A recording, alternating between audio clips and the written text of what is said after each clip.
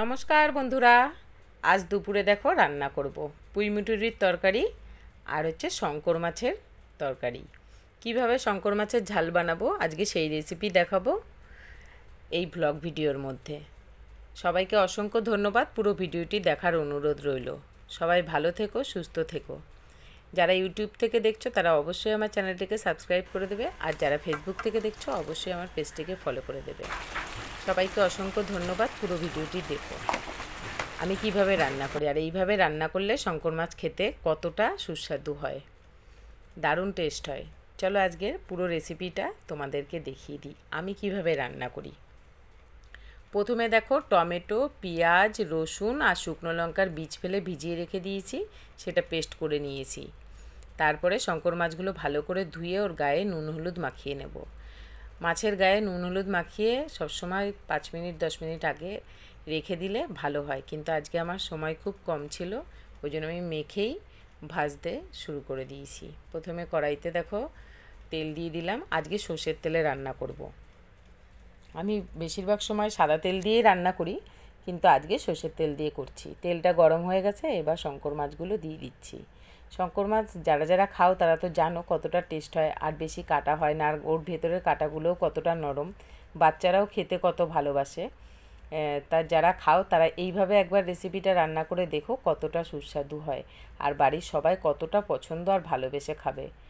এই দেখো প্রথমে মাছগুলো আমি তেলের মধ্যে ছেড়ে এপিট ওপিট করে লাল লাল করে ভেজে তুলে নেবো। আমি আজকে অনেকটাই মাছ রান্না করব, কেননা ছোট্ট একটা মাছ গোটাই কিনে কেটেই এনেছিল।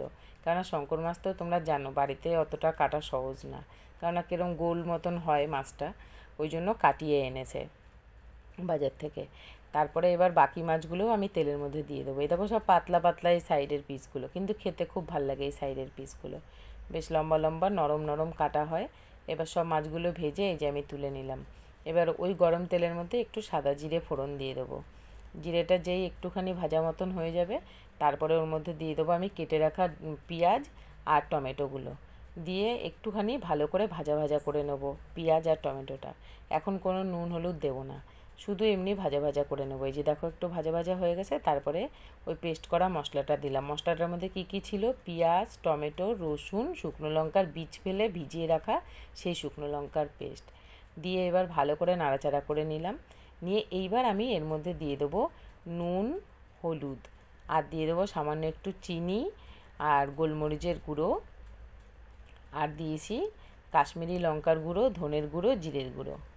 গোলমরিচের গুঁড়োটা দেখানো হয়নি, স্কিপ হয়ে গেছে। এবার দিয়ে ভালো করে নাড়াচাড়া করে নেব, আর একটু চিনি দিয়ে ভালো করে নাড়াচাড়া করে মশলাটা যখন ভাজা ভাজা হয়ে যাবে, তারপরে এর মধ্যে এই যে কাশ্মীরি লঙ্কার গুঁড়ো দিলাম, দিয়ে এবার ভালো করে নাড়াচাড়া করে নেব। মশলাটা বেশ অল্প আগুনে ভালো করে নাড়াচাড়া করে নিতে হবে, কারণ মশলাটা যেন পুড়ে না যায়, আর বেশ ভালোভাবে মশলাটা ভাজা ভাজা হয়ে যাবে। এই যে ঠিক এরকমভাবে ভাজা ভাজা হয়ে যাবে। তারপর এর মধ্যে দিয়ে কাঁচা গন্ধটা যখন রসুনের চলে যাবে, তারপরে এর মধ্যে আমি পরিমাণ মতন জল দেব। এই মাছের তরকারিটা এইভাবে রান্না করলে বেশি ভালো লাগে, আলু দিয়ে করলেও ভালো লাগে। এর যে বড় সাইজের মাছটা হয় সেটার মধ্যে আলু দিলে বেশি ভালো লাগে, কিন্তু এটা অতিরিক্ত পাতলা বলে আজকে আমি আলু দিলাম না।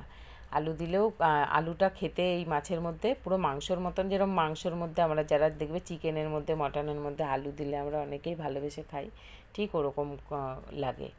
এটা পুরো মাংসই, একদম পুরো মাংসর মতন খেতে লাগে এই মাছটা, যারা খাও তারা তো জানো।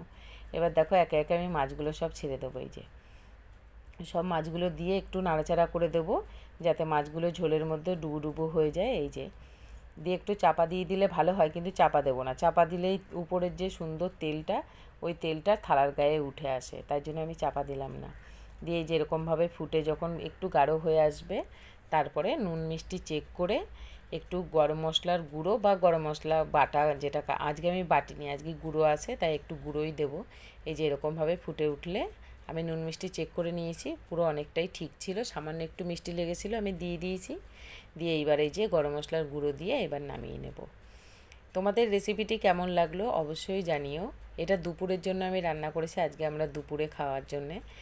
আর এইসব জিনিস দুপুরেই বেশি ভালো লাগে, দুপুর হোক রাত হোক, আমরা যারা ভাত খেতে ভালোবাসি তাদের জন্য সবসময় ঠিক আছে।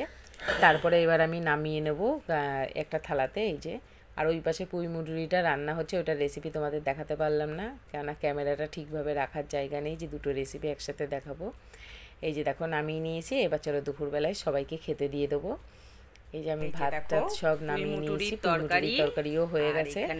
এবার আমি এই যে গন্ধরাজ লেবু কেটে নিয়েছি ঝোল, আর এখানে দাঁড়াও থালায় ভাতটা তুলে নিই। আজকে আমি একা একাই ক্যামেরা হাতে নিয়ে করছি, কেননা ছেলে বাড়ি নেই, আর আমার বর আর মা ওরা ক্যামেরা অতটা ভালো ধরতে পারে না, কেঁপে কেঁপে যায়, আমারও এক হাতে কেঁপেই যাচ্ছিলো। তা তোমরা কিছু মনে করো না, লাস্টে ভিডিওটুকু দেখতে তোমাদের অনেকটাই কষ্ট হয়েছে, সবার কাছে আমি ক্ষমা চেয়ে নিচ্ছি, কারণ এরকম কাঁপা কাঁপা ভিডিও দেখতে সত্যিই খুব কষ্ট হয়। এবার গন্ধরাজ লেবু দিয়ে এই যে শঙ্কর মাছের তরকারিটা দিয়ে দারুণ লাগে এরকম খেতে, কিন্তু মশলা এতটা খাওয়া ঠিক না, তাই জন্য আমি অল্প একটু নিয়েছি। টাটা।